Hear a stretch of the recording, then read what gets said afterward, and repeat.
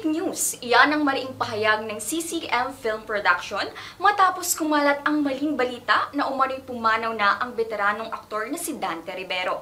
Sa statement na inilabas ng nasabing production, binigyang linaw nito na ang FPJ ang probinsyanong Batang Quiapo cast member na si Dante Rivero ay biktima lamang ng isang death hoax o peking balita. At ang mga kumakalat na photos at videos online ay hindi totoo o fake news. Ani pa nila, si Mr. Dante Rivero ay malusog at masigla na kasama namin sa susunod pang mga araw taping ng FPJ ang Batang Quiapo. Itinanggi rin ng talent manager ng veteranong aktor ang naturang balita. Matatandaan na kamakailan nang kumalat sa social media ang peking balita na namayapa na di umano ang aktor.